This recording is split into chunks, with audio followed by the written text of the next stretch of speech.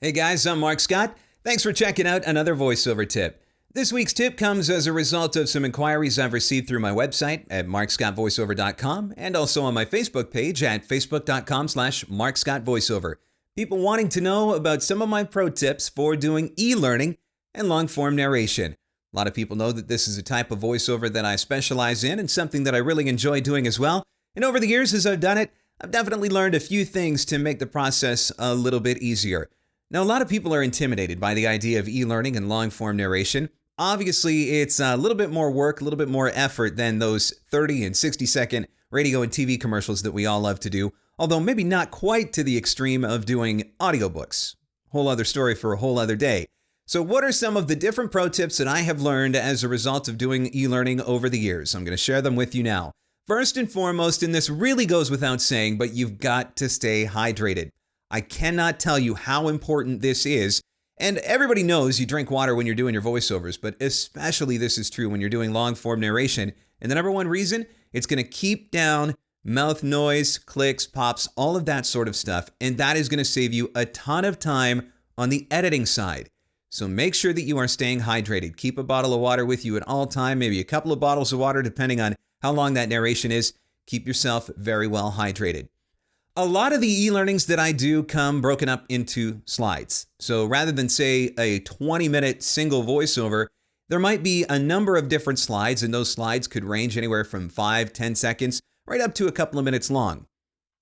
When you receive a script, if it comes broken down this way, and I would say probably 90 to 95% of my e-learning projects come this way, that's exactly how I record them. And it makes it a little bit easier for me on the editing side. So I can go into multi-track mode in Adobe Audition and just start, stop, and work my way through each of those individual slides. If you are recording that way, the other thing you can do is kind of edit on the fly. So let's say, for example, that you're working on one of those slides and it's about 45 seconds long.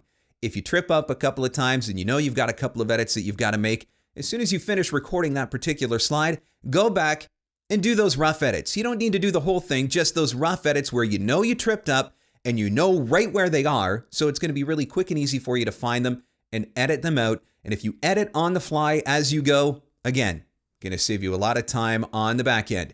Now, what about when you don't have that ability? Maybe your software doesn't allow you to do that, or maybe you've received a script that is, in fact, just one big, long 15 or 20-minute narration. Couple of different options that are available for you. If you're recording in Adobe Audition, then you have the ability to set markers. So what I have done is created a keyboard shortcut, and markers is M. So as soon as I hit M on my keyboard, it places a marker on my WAV file. Anytime that I make a mistake, I can hit that M, and then when it comes time to edit, I just go right back to those markers, which shows me exactly where I need to make that edit, and that saves me a lot of time from having to try to find those different places where I knew that I was going to have to make an edit. Now, what if your software doesn't come with the ability to set markers? Then you do something different. Maybe you clap your hands, or maybe you sneeze, or shout, whatever it is. You're going to do something that's going to create a visual cue for you in the WAV file. So when you go back and take a look when it comes time to edit, it's going to be very obvious to you, oh, there was something there, I got to go back and make an edit there. The other option, of course, is to just leave a long pause. Say pause for 5 seconds after you make an edit, or make a trip up rather, and you need to start over. Pause for 5 seconds. Then when you're looking at the WAV file in edit view, you can go back and know exactly this is one of the places where I'm going to have to make an edit. Another thing that I do when I'm doing these long form narrations is I take a lot of breaks. It can be tough. It can be tough on your voice. It can be tough for you. Maybe you're like me. I can't sit still that long. So after I do my recording, for example, get up, go for a walk for 15 minutes, and then come back and start editing. When it comes time to do the editing, by the way, take a lot of breaks as well. You don't want to be sitting at your computer for too long. It's not good for you. Carpal tunnel, anyone? Huh?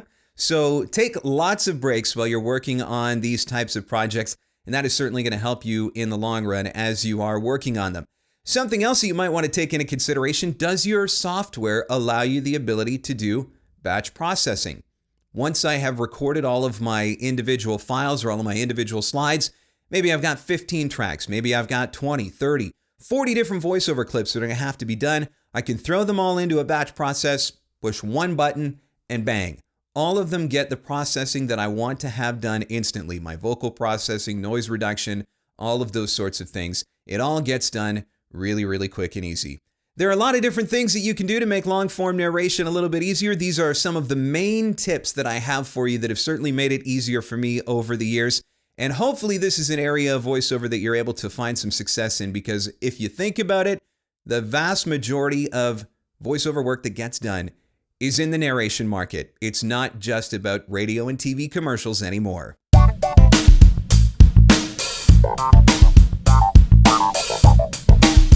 Hey guys, what do you think?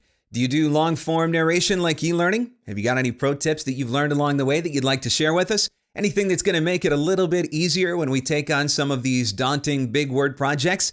Leave them in the comments below. Let's get a conversation started.